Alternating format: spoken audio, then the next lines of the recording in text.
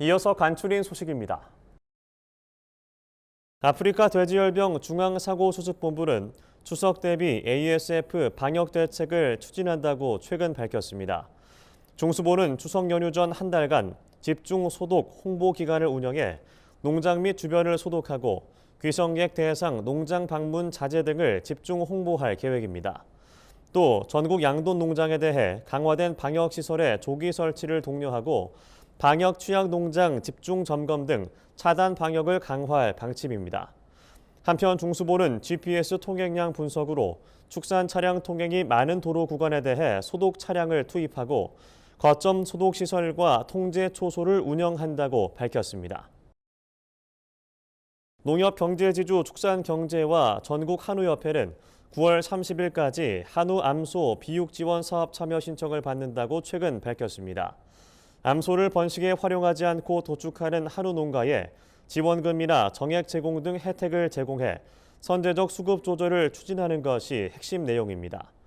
비육 지원 사업은 크게 미경산후 비육 지원 사업, 경산후 비육 지원 사업, 자율 감축 사업 등 세 가지로 나뉩니다.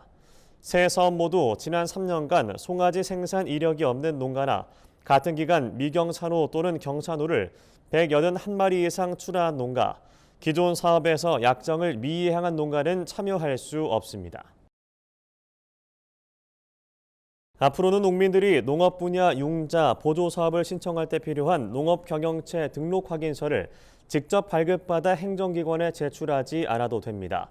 국립농산물품질관리원은 8월부터 농업경영체 등록 확인서가 행정정보 공동이용에서 제공하는 행정정보에 새로 추가됐다고 최근 밝혔습니다. 이에 따라 농민들은 농관원 사무소를 방문해 농업경영체 등록 확인서를 발급받고 행정기관에 농업경영체 등록 확인서를 제출하는 불편이 사라질 전망입니다.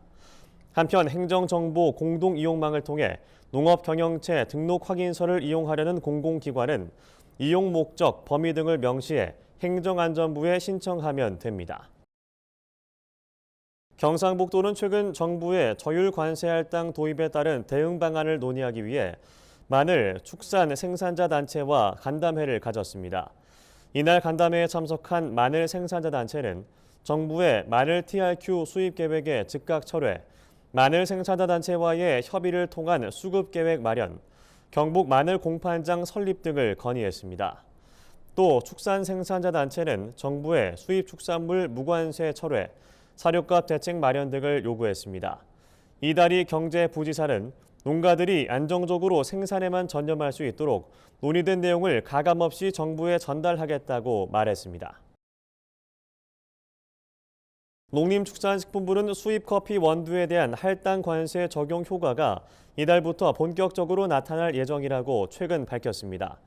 농식품부는 지난 6월 28일부터 커피 생두를 수입할 경우 부가가치세를 면제했고 지난달 20일부터 수입 원두 전량에 대해 할당 관세 0%를 적용했습니다.